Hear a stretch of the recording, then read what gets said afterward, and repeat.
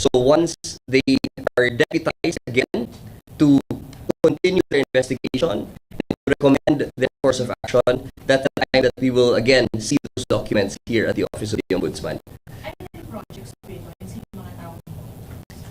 I would rather save that for another time.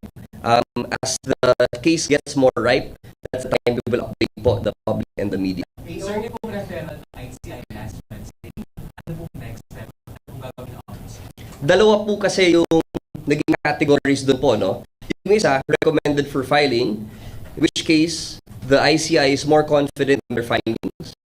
There's more evidence as to those that were recommended for filing. And then the second tier, which is recommended for further case build-up, those will be subjected to further fact-finding dito sa Office of the Ombudsman. However, even if the case has been recommended for filing, it will still undergo an independent evaluation here in the Office of the Ombudsman to really see whether or not the cases are ready for preliminary investigation.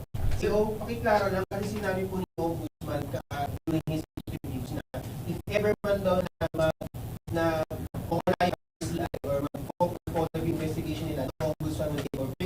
Can we clarify yung statements na sinabi ni Ombudsman na yung nila? Yes, the Ombudsman approves the work of the ICI, considering that there is not enough resources in this country to go after all the projects and all the proponents and all those officials that are involved. No? So we appreciate the work of the ICI. And the office of the Ombudsman's pronouncements were in reaction to those critics who say that the ICI is a duplicitous body. No? So on the part of the Ombudsman, we appreciate the work, and whenever they file and they recommend certain actions or courses of action to the Office of the Ombudsman, we listen because we trust that they have done the due diligence and work there at their office. Sir, balik lang po sa detalye. Sir, Go ahead.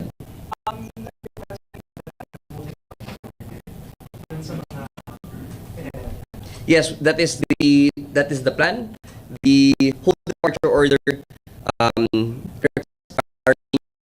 so that we can already implement, or we can already request the courts for that. No, the Supreme Court has designated certain specialized trial courts for this purpose.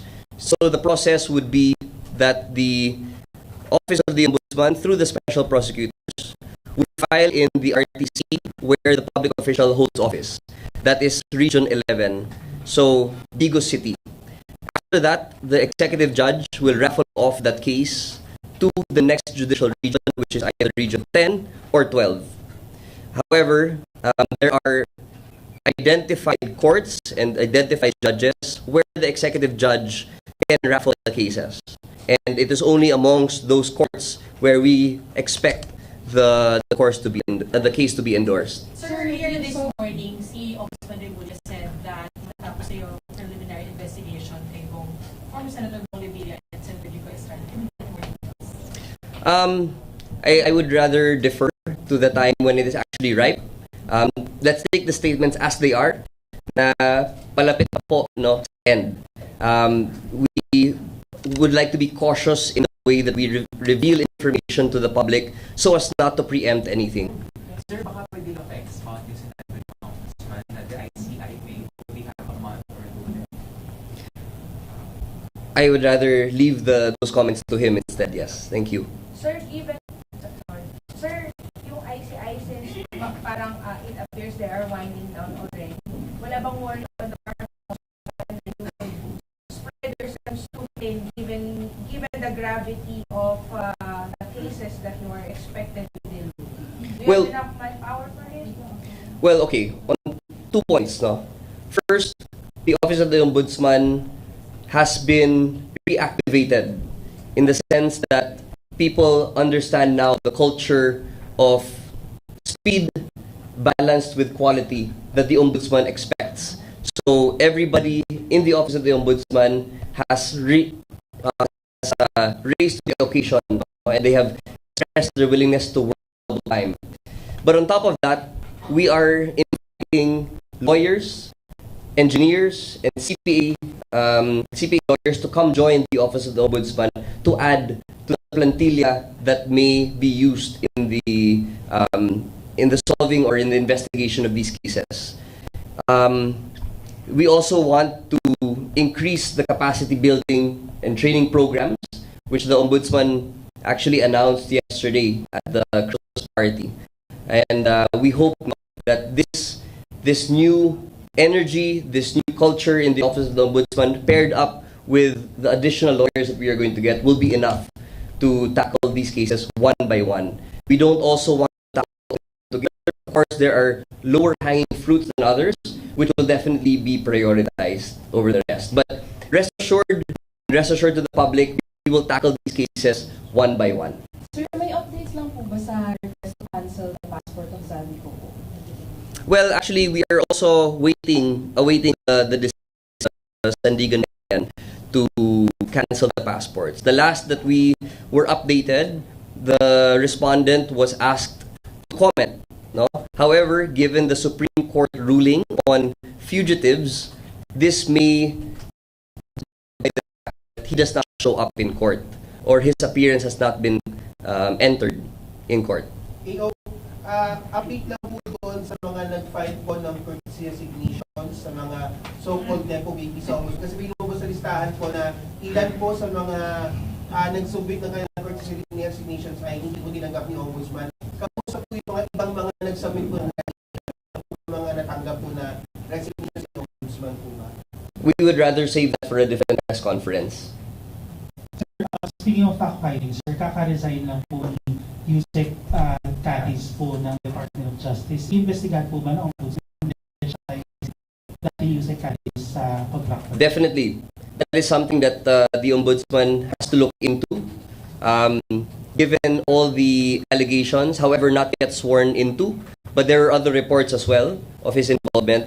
And so definitely there will be a fact-finding body that will be dedicated to that as well.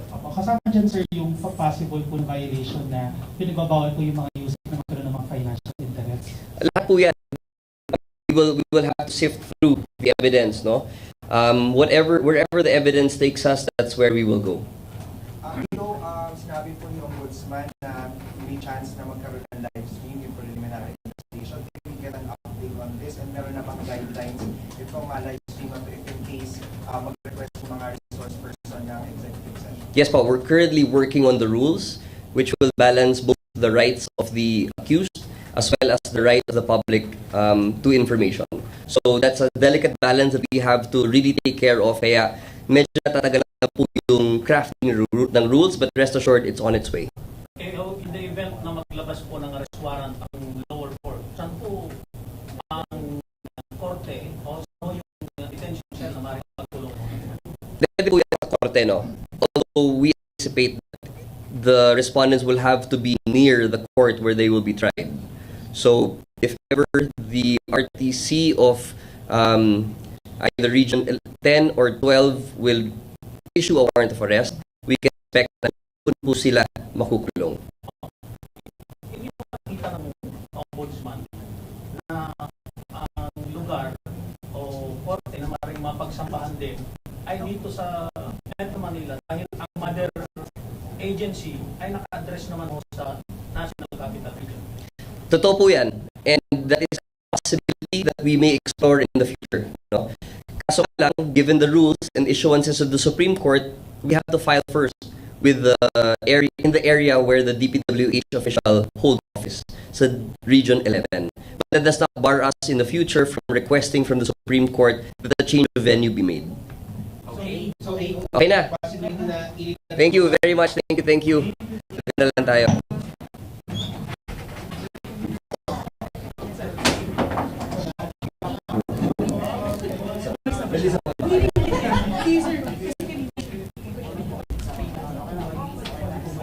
Yeah.